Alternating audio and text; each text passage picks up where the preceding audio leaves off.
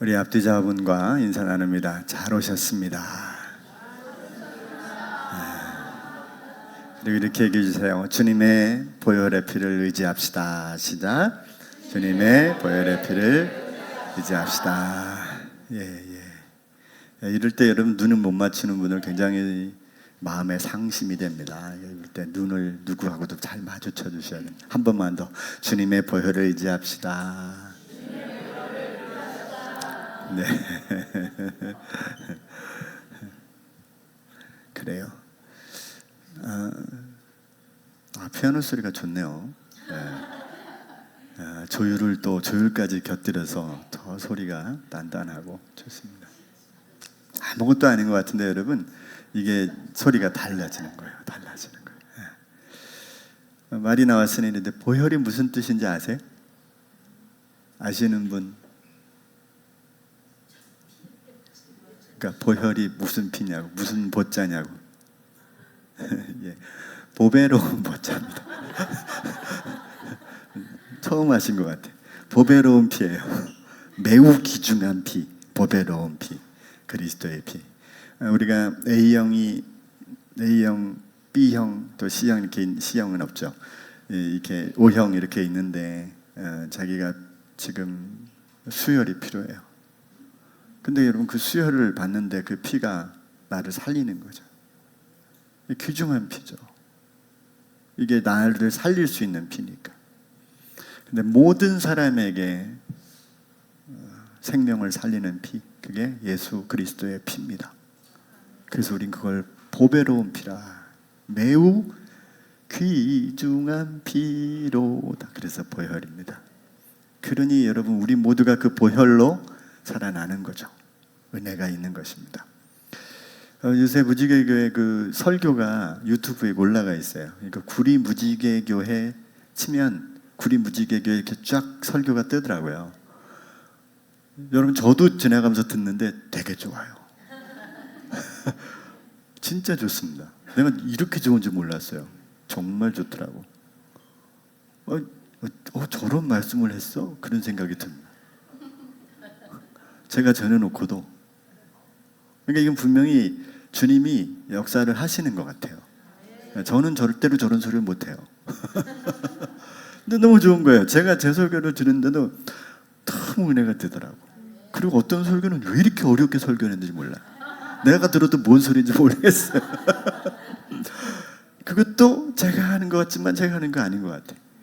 근데 들으면서 되게 좋더라고. 와, 정말 아멘, 아멘 이럴 때가 저절로 나요. 네. 제 노래는요, 생으로 들으는 것보다 녹음으로 들으면 정말 좋아요.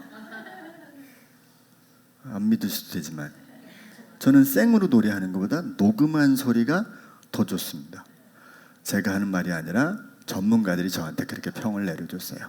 설교가 그래요. 그러니까 지금 듣는 것도 듣는 것이지만 여러분 구리 무지개교 인터넷 들어가 보시면 유튜브에 그 설교가 뜨는데 그거 들어보세요. 아주 좋습니다. 네. 오늘은 스트레스의 함정. 그래서 제가 계속 주제를 다루고 있는 거예요. 목사님 왜 이번 주 꼭 이걸 다루나 몰라요. 그냥 제가 한 달 전에 이걸 성도들이 나눴으면 좋겠다 생각하고 한 달 전에 저는 설교를 만들어요.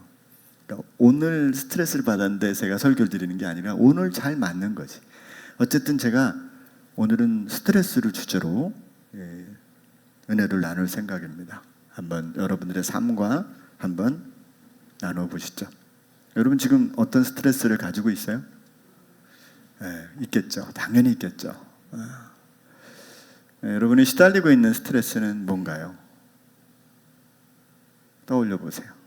떠올려서 스트레스라고 하면 스트레스 안 받고 있는 거예요.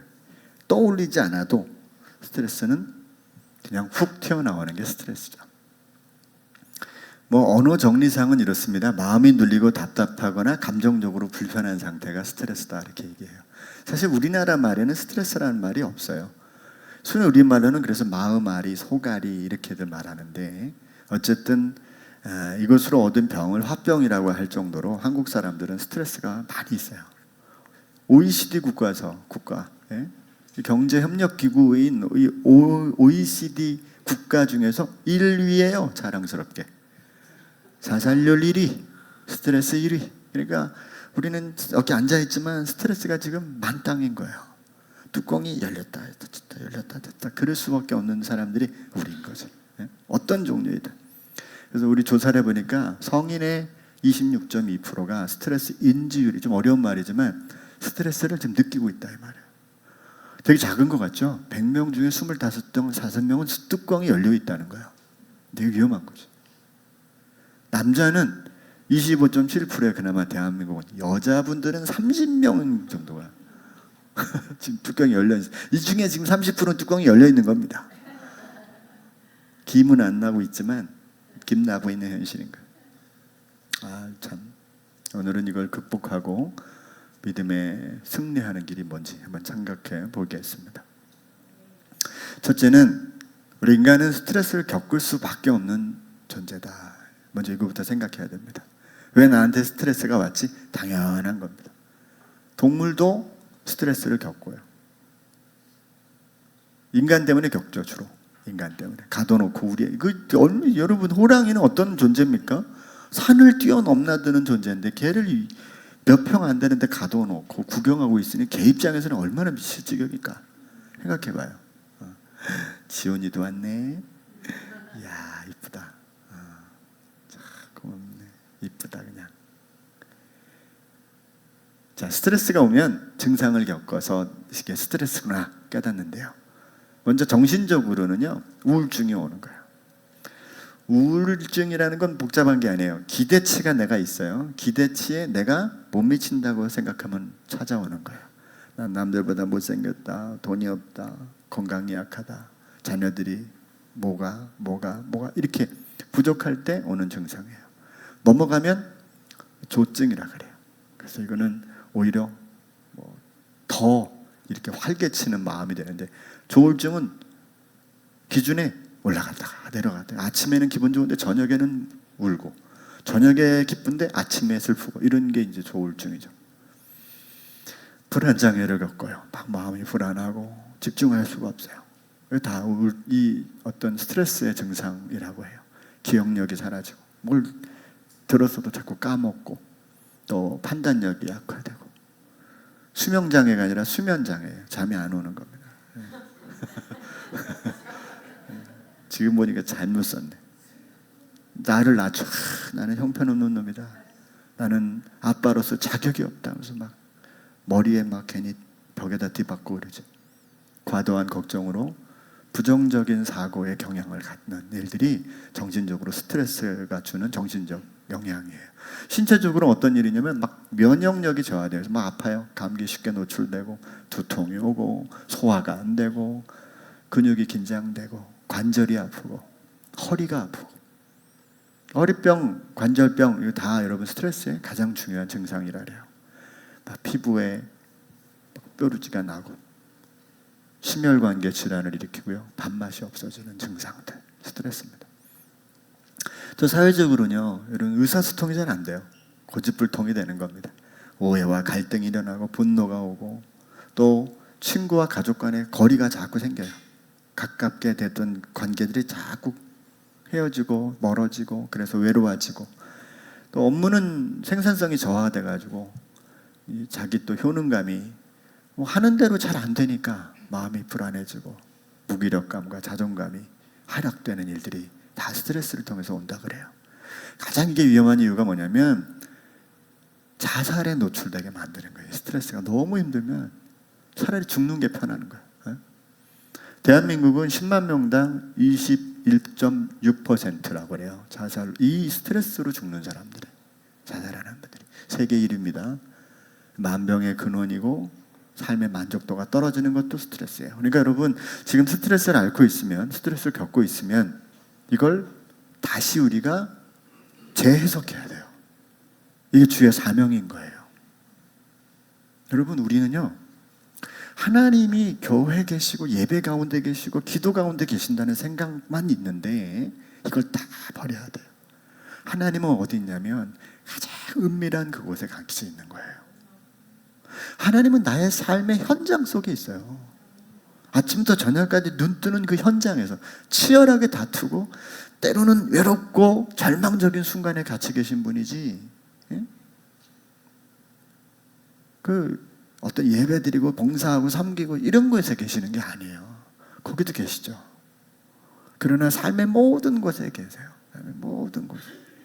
이거에 대한 눈이 떠져야 돼요. 그래서 막 지금 필요한 순간에 그분을 찾는 것 같지만, 우리가 치열하게 살아가고 치열하게 세상 속에서 방황하고 쓰러지고 넘어질 때 하나님은 치열하게 우리를 쫓아오시면서 우리들의 삶을 선한 길로 인도해 가시는 분이라는 거예요. 그러니까 나의 삶이 힘들어질수록 하나님은 그 순간에 나를 찾아오시는 분이라는 거예요. 그러니까 내가 이런 연약한 속에서 내가 좀 스트레스를 받고 힘들어하는 속에서 하나님은 나를 떠나 계신 게 아니라 그 스트레스를 받는 나의 삶과 여전히 함께 하시고 그걸 풀어내기를 원하고 계신다는 거예요. 그러니까 지금 교회 오실 때, 제가 볼 때 주일날 오전에 오실 때 여러분들의 삶을 보면 얼굴빛이 거의 대부분 말해줘요. 막 즐겁게 오시는 분들이 별로 없어요. 그냥 막 무슨 일이 있었는지 일단 심각해. 일단 뭐 표정은 심각해요. 예배를 마치고 가실 때 보면 대부분 얼굴이 기뻐하세요. 대부분 기뻐하세요. 자, 우리 스트레스 원인이 뭐냐? 이게 이제 어떤 생리적으로는요, 이 코르티솔, 아드레날린이 분비돼서 그랬대요. 스트레스 호르몬이 분비돼서 나타나는데, 사실 제가 지금 찾아보니까 이 코르티솔, 아드레날린은요, 이거는 사실 우리 삶에 필요한 거예요. 이게 없으면 안 됩니다. 그런데 이게 과도하게 분비되면, 지속적으로 분비되면 몸에 문제가 생기는 거예요. 그러니까 스트레스가 올 수 있는 인간이지만 스트레스가 같은 게 반복적으로 나에게 쌓이면 질병이 되고 결국 나를 죽음의 골짜기로 밀어넣게 된다는 거예요.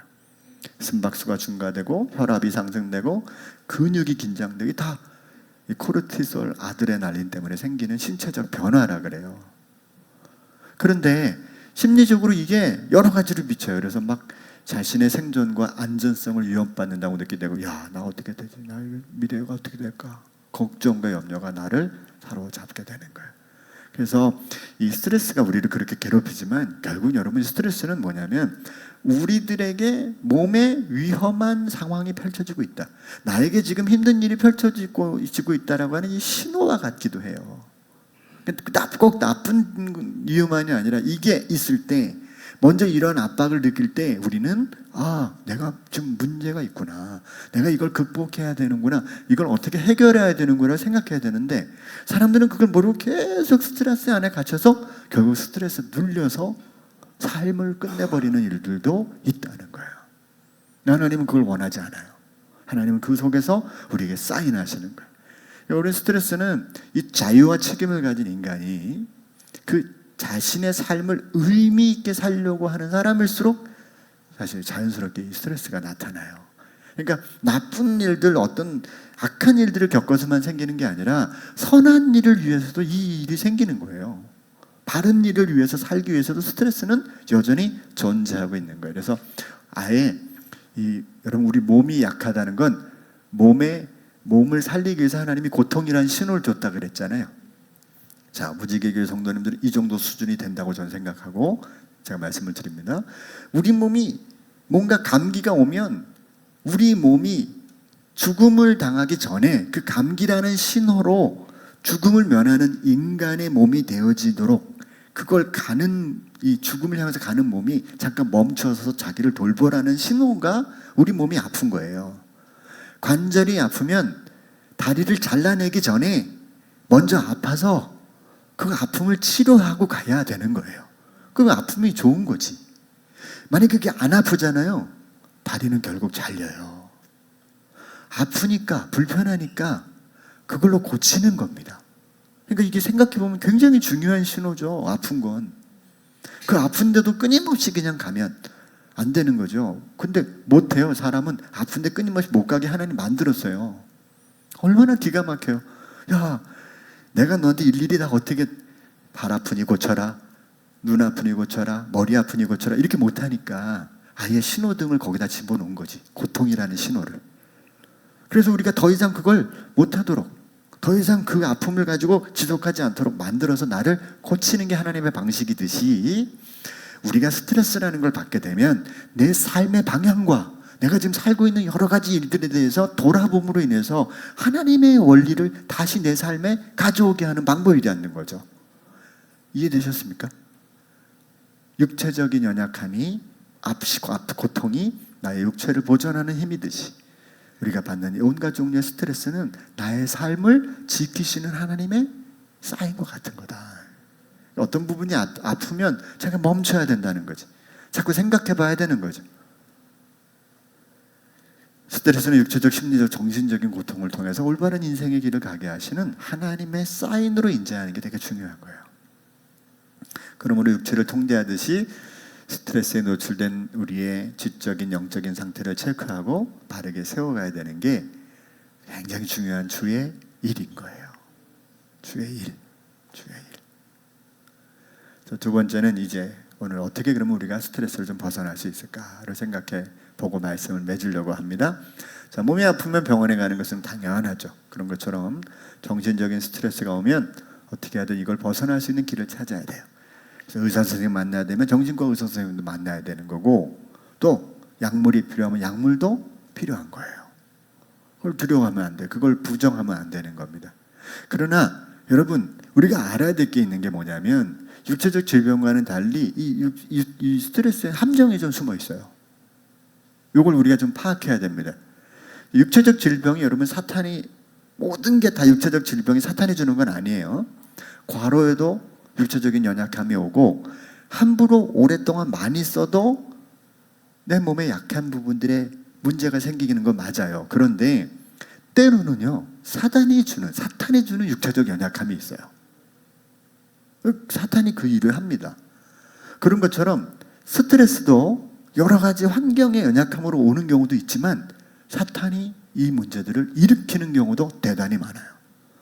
사람들과의 관계를 깨버리고 마음속에 불안을 일으키고 걱정과 염려를 가져오게 하는 것도 이 사탄이 하는 짓이기도 하다는 사실을 먼저 생각해 봐야 된다는 거죠.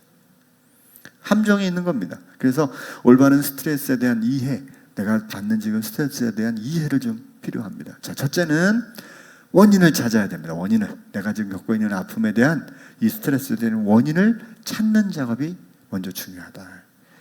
뭐 이러니까 당연히 아프죠. 저러니까 당연히 힘들죠. 이게 아니라 돈 때문에 힘들고 건강 때문에 힘든 게 아니에요. 그럼 여러분, 모든 돈이 우리를 힘들게 합니까? 그렇지 않아요. 모든 건강이 모든 사람을 힘들게 할까요? 그렇지 않아요. 돈을 잃고 더 행복하게 사는 사람 많이 있어요. 건강이 약해졌지만 더 행복하게 사는 사람 많이 있다니까요. 그 안에 진짜 문제가 뭔지를 찾는 게 중요한 거예요. 사람마다 달라요. 스트레스를 겪는 내용도 다르고 사람이 다르기 때문에 그래요. 진짜 본질을 찾으면 삶의 문제는 해결할 수가 있는 거예요. 이 사람이 장폴 사르트르라는 사람이에요. 이 프랑스의 실존주의 철학자라 그래요. 대단히 유명한 사람입니다. 이 사람에게 유명한 것 중 뭐냐면 이 사람이 쓴 책이 유명해서 노벨 문학상 수상자로 당첨이 됐어요. 그때 거부했어요. 작가는 그런 일에 휘둘리면 안 돼. 그러고 자기가 스스로 난 노벨 문학상 안 받은 사람이에요.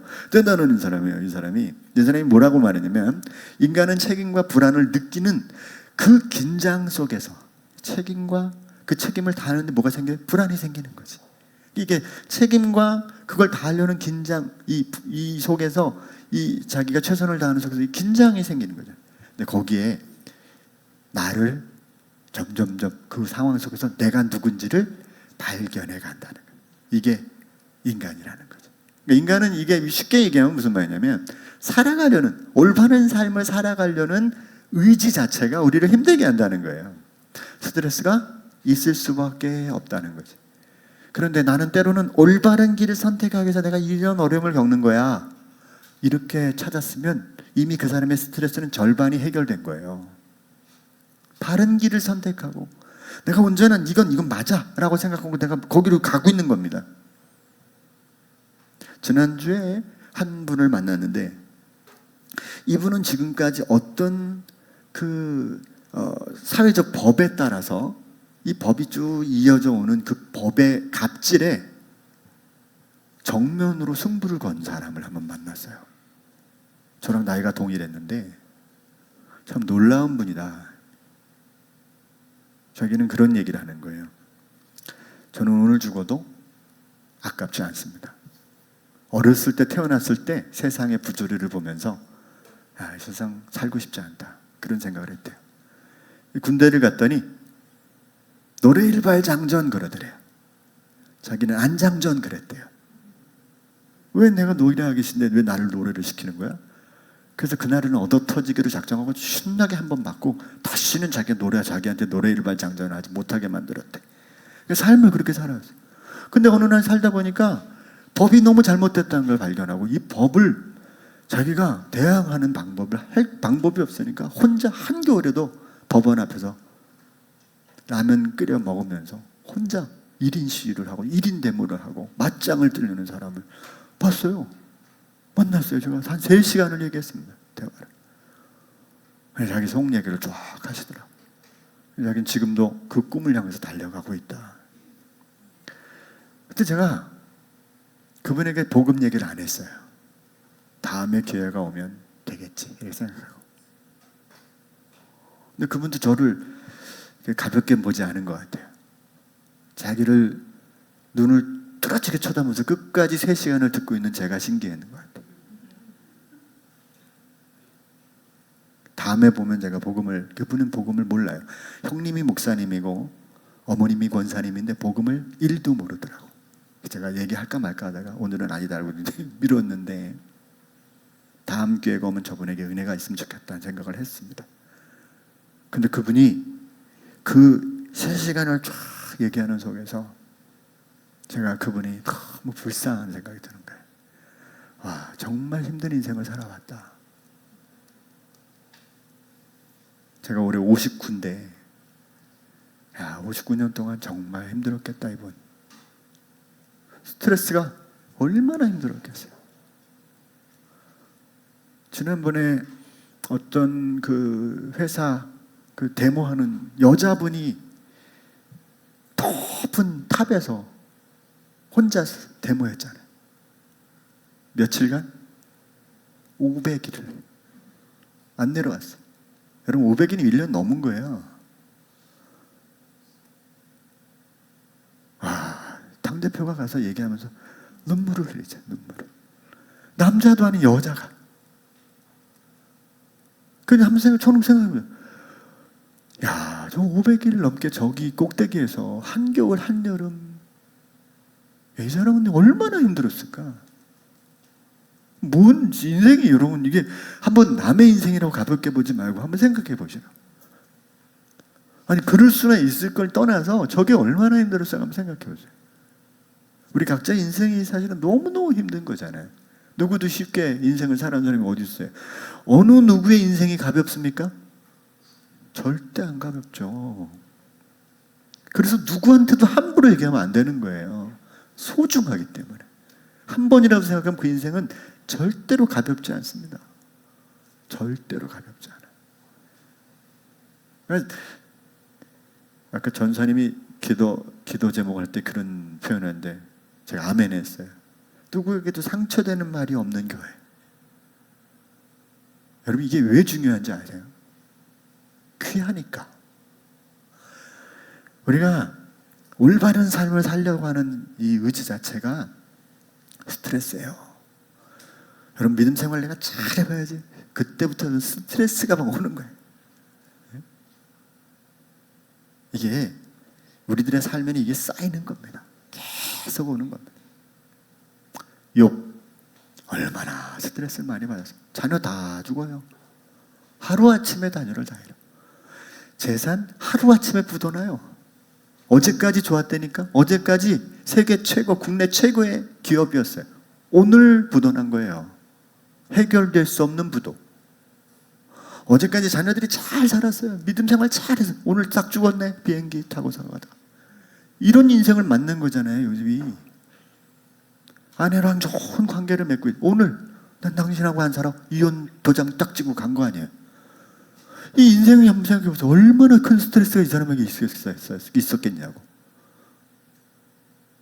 요셉 정말 사랑 많이 받았던 아들이었죠. 갑자기 인신매매 당했어요. 형들한테. 그래가지고 감옥살이 거의 뭐 10몇 년간 감옥살이만 계속 보내는 거죠. 이게 얼마나 힘듭니까? 다니엘 먼 나라 끌려갔어요. 그럼에도 불구하고 믿음 생활 해보려고 그래요. 그런데 그때마다 우상 제물을 주나네. 그때마다 사자굴에 갇혀가지고 진짜 스트레스가 만빵이었을 거예요. 하나님의 길을 가고 싶은 그들의 삶에 찾아온 수많은 스트레스. 우리 예수님, 겟세마네에서 기도하셨던 예수님, 눈물 나지 않습니까? 세상을 보면서 얼마나 아파하실까? 내가 세상을 이렇게 만들지 않았는데, 내가 세상을 이렇게 살라고 만들지 않았는데, 세상에 온갖 사단의 악한 음모에 빠져서 죽어가는 세상을 바라보고, 가장 사랑해야 될 부모 자녀 간에, 형제와 이웃 간에, 부부 간에, 교우 간에 갈라짐과 분열과 다툼이 있다는 사실이 주님 얼마나 아팠을까? 오죽했으면 땀이 피가 되게끔 기도하셨을까 생각해 봅니다. 그래서 여러분, 우리는 이 스트레스가 주는 결과보다 무엇 때문에 스트레스 받고 있느냐를 알아야 돼요. 자, 스트레스는 올바른 길로도 받고 나쁜 길로도 받지만, 여러분 정말 지금 내가 받는 스트레스가 옳은 길이라고 한다면 그 스트레스는 스트레스이기도 하지만 과정이기도 해요. 지금의 나를 괴롭히는 그 고통의 원인이 무엇인지 꼭 먼저 찾아보셔야 돼요. 내가 지금 겪고 있다? 그게 중요한 게 누구나 있어요. 여러분 집에 키우는 개도 지금 스트레스 받고 있다니까. 우리한테 말은 많은 소리지, 개가 야옹이가 만약에 말을 한다면 나 많이 받는다옹, 스트레스 많이 받는다몽, 그러면서 걔네들이 다 얘기한다고. 예. 여러분, 예수님도 마귀가 찾아와서 요구하잖아요. 돌을 떡덩이 되게 하라. 물질적인 스트레스를 줍니다. 또 높은 곳에 데리고 와서 뛰어내려라. 막 능력과 자기과시와 교만하게 만드는 스트레스를 줍니다. 그리고 천하 영광을 다 보여주면 나에게 절하라, 내가 다 줄게. 권력과 또 세상의 영광을 가지고 유혹하는 것처럼 우리는 그런 스트레스에 얼마든지 노출될 수 있는 거예요. 자, 둘째, 이제 그 다음에 이 스트레스를 이제 풀어가는 방법을 마지막으로 한 번 더 살피겠는데요. 복음과 함께 고난을 받자 이런 표현을 썼는데 이게 과연 스트레스랑 뭔 상관이냐 이렇게 생각할 수 있어요. 자, 본문에 우리가 읽은 엘리야는 엄청난 스트레스 중에 있어요. 그건 왜냐하면 이교도 선지자들과 누가 진짜 참신을 모시고 있는지 대결을 벌였거든요. 갈멜산에서. 그래서 제가 예전에 갈멜산이라고 일컬어진 산에 올라갔었어요. 제가 이제 개척하고 얼마 뒤에 이제 성지 순례를 이스라엘로 갔었는데, 거기 가서 여기가 갈멜산일 겁니다 라고 추정되는 장소에 올라가서 봤어요. 근데 거기 보니까 850명의 이교도들과 싸운 거예요. 누가 진짜 신이냐? 그래서 이기죠. 그래 어떻게 했어요? 거기 밑에 시내가에 들어가서 다 850명을 죽여요. 다 없애버립니다. 자, 그런 놀라운 일이 있었는데 왕비 이세벨이 그 당시 이스라엘 왕이 아합인데, 이 아합 왕이 자기 부인에게 이 사실을 고해요. 근데 아합 왕은 대단한 인물이긴 했지만 이세벨이 더 대단한 여자였어요. 그래가지고 이 이세벨이 그걸 딱 듣고 난 다음에 내가 사언을 보내가지고 내가 내일 이맘때 이 시간까지 너를 못 죽이면 신들이 날 죽일 거다. 그런 거예요. 그 소리를 들은 겁니다. 850대 1에서 너끈히 승리했던 엘리야에게 이 사건이 딱 들려오는 순간 그는 어떤 상태가 빠졌는지 보겠습니다. 자, 읽어봐요. 시작. 아합이 엘리야가 행한 모든 일과 그가 어떻게 모든 선지자를 칼로 죽였는지를 이세벨에게. 여러분, 아까 제가 그랬죠. 아합은 대단한 이스라엘 임금이었어요. 역대 이스라엘 임금 중에 이 외교자라고 자기 나라를 통치하고 그 다음에 문화와 정치와 사회적인 모든 걸 잘했던 임금 탑 7 중에 아합이 들어갑니다. 근데 이 아합이라는 사람이 가만히 생각하면 자기보다 누가 더 똑똑해? 이세벨이 훨씬 똑똑한 거죠. 부부는 알잖아요. 남자들은 알잖아요. 대답을 안 하시네. 여자분들 알잖아요, 그죠? 부모 자녀 알죠? 네. 자, 보세요. 아는 거예요. 얼마나 고민이 많이 되면, 근데 이걸 해결해 줄 수 있을 것 같다는 생각이 든 거죠. 얘기합니다. 이세벨이 어떻게 하나 봅시다. 시작.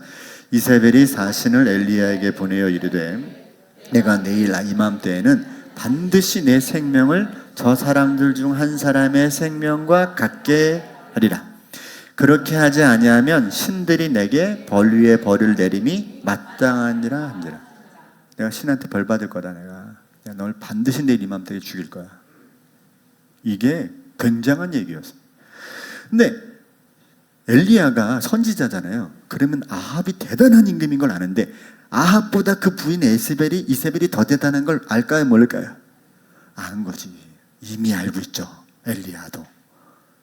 아합에게는 쫄지도 않은 사람이 이세벨에게 쫄니다. 자, 19장 3절 읽습니다. 시작. 그가 이 형편을 보고 일어나 자기의 생명을 위해 도망하여 유다에 속한 브엘세바에 이르러 자기의 사환을 그곳에 머물게 하고. 그가 이 형편을 봤어요. 확실해. 내일 이맘때 내가 죽겠다. 내가 어떤 자객에게 죽을 것 같다. 즉시로 뭐예요? 망명을 합니다. 이스라엘에서 유다로 갔다는 건 망명했다는 얘기예요. 다른 나라로 갔다는 거예요. 못 쫓아오게. 그리고 자기 사환을 브엘세바에 딱 이르러서 자기 사환을 거기다 딱 세워둡니다. 이제 사환도 못 믿는 거지. 그리고 자기 혼자 광야로 도망갑니다. 여러분, 광야로 가는 순간 아무도 못 찾아요. 그 사막한 가운데 어디 있다고 찾아. 거기로 도망갑니다. 4절 읽습니다. 시작. 자기 자신은 광야로 돌아가 하룻길쯤 가서 한 로뎀나무 아래 앉아서 자기가 죽기를 원하여 이르되 여호와여, 넉넉하오니 지금 내 생명을 거두시옵소서.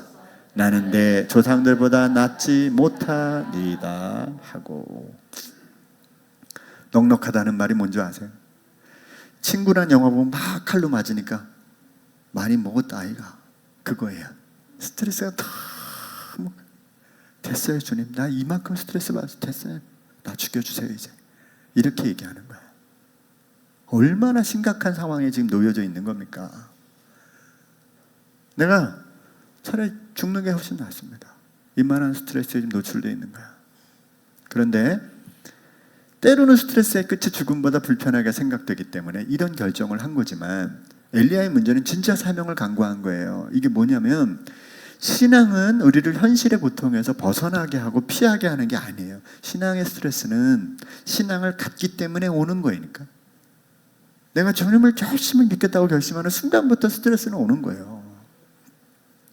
현실과 직면해서 그 속에 복음이 승리하게 하는 거예요. 내가 내 가정을 잘 세워야지, 그때부터 스트레스가 오는 거예요. 그냥 대충 하는 사람한테는 스트레스가 없어요. 있을 수가 없어요.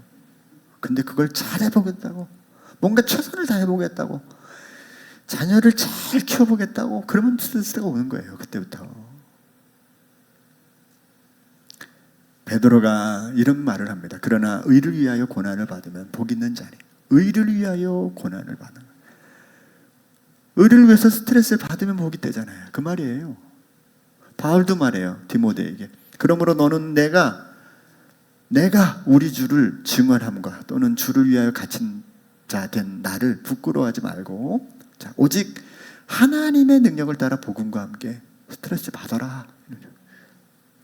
스트레스를 주고 있어요 지금 제자한테. 여러분, 예수님은 진리를 선포하실 뿐 아니라 아예 실제로 그 진리대로 십자가의 자신을 내어줌으로 우리에게 하나님 나라를 보이셨어요. 거짓과 타협하지 않은 외로움, 손해, 비난, 감수와 그 과정에서 찾아오는 고통은 단순한 스트레스가 아니라 복음의 승리를 위한 영적인 길이에요. 이런 스트레스는 받아야 돼요. 그러면 우리에게 이걸 성경이 요구하고 있거든요. 그러니까 저와 여러분들은 사실은 스트레스를 받는 게 믿음의 길이고 제자의 길이고 의의 길이 맞아.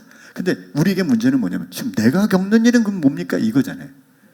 아니, 그 길은 나도 가야 될 거 알아요. 조금 이따 갈게요. 그런 마음을 갖고 있지만, 그러나 지금 현재 겪는 일은 그럼 이거 어떡하냐고, 이런 생각을 할 수 있지 않습니까? 우리의 연약함으로 어려움을 겪지만 여러분 이건 그래서 인내와 기도의 문제예요. 일단 견디는 겁니다. 버티는 겁니다. 지난주에 뭐라 했어요? 갈등은 어떻게 해결한다? 일단 피할 길이 있다고 믿는 것부터 극복하는 것처럼 이 스트레스 때문에 내가 죽는 게 아니고 이 스트레스는 있다. 그런데 이 스트레스를 피하는 길도 이기는 길도 있다. 이렇게 믿고 인내하고 기도함으로 이겨나가는 거예요. 그러면 제가 요 표현은 용서하고 들으세요. 내가 기도를 안 한다는 건 스트레스가 없다는 얘기예요. 아니면 이 스트레스를 그냥 견딜만 한 겁니다. 근데 여러분 이 스트레스가 그 안까지 들어가잖아요. 기도할 수밖에 없어요. 스트레스는 때로는 하나님의 기도의 요청입니다. 너무너무 힘들어서. 이 사람이 24시간 기도하고 있다. 24시간 힘든 거예요. 아무 간단합니다. 해석이. 복잡하지 않습니다. 인내하는 게 이만큼 중요해요. 이만큼. 그냥 인내하는 거. 다만 그 고통으로 끝나지 않고 하나님의 선을 이루기 위해서 인내하는 게 필요한 것뿐이에요.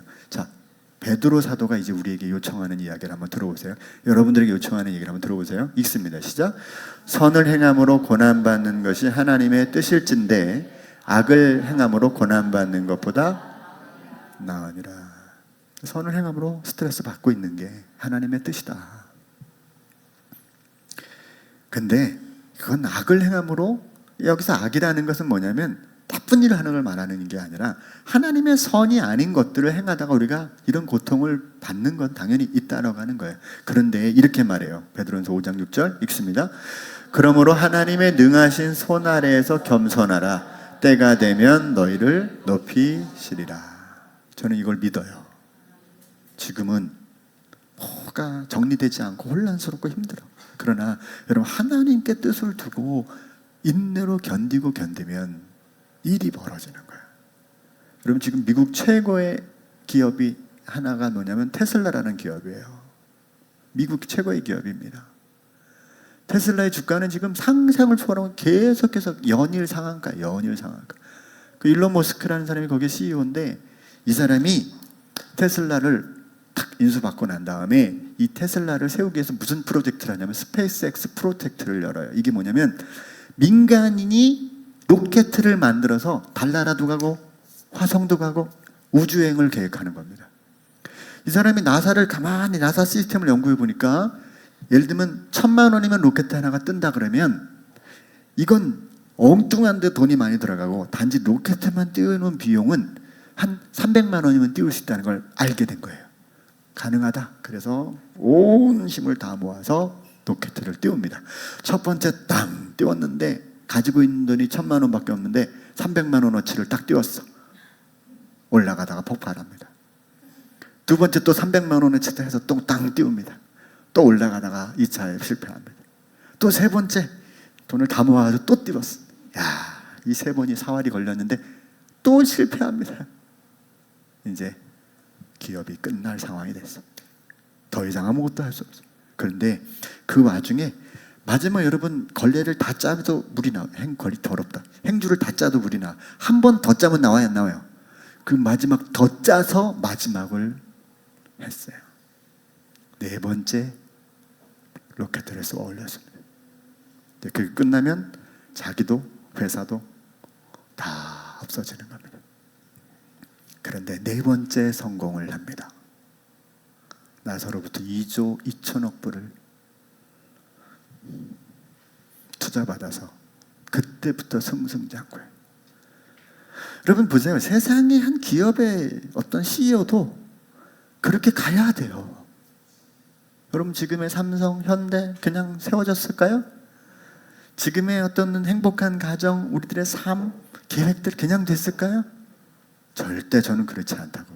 거기에 온 스트레스를 견디고 가는 거죠. 여러분 그것도 그냥 견뎌나가면 좋은 일이 있다는 거잖아요. 근데 의를 위한 스트레스는 마침내 하나님이 높여주신다는 거잖아요. 그렇다면 성도 여러분, 내가 받는 스트레스 속에서 인내하고 기도할 필요가 있고요. 내가 받는 삶 속에서 하나님을 위한 고난은 아닌지를 생각해 봐야 돼요. 저는 하나님께 이런 기도를 드렸습니다. 하나님, 무지개 교회가 찬호동으로 가는 게 맞습니까? 16, 7, 8년 전, 언제지 벌써 20년 전 가까이, 한 18년 전 기도입니다. 그때 하나님이 이런 저런 표현을 저한테 주셨어요. 제 마음속에. 거기 가면 스트레스가 엄청날 거다 그랬습니다. 그 스트레스를 지금도 받고 있지만, 그런데 하나님 이런 표현을 씁니다. 그럼에도 불구하고 그 스트레스 속에서 너의 사역의 지경은 넓어질 거다 그렇게 얘기하셨어요.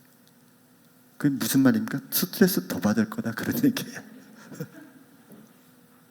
여러분, 교회를 부흥하기 원하십니까? 전 생각이 별로 없어요. 그럼 엄청 힘들어요. 제 수명이 단축될 거요. 여러분들도 스트레스 많이 받을 거요. 근데 그걸 위한 고난은 그런 것과 상관없다는 거죠.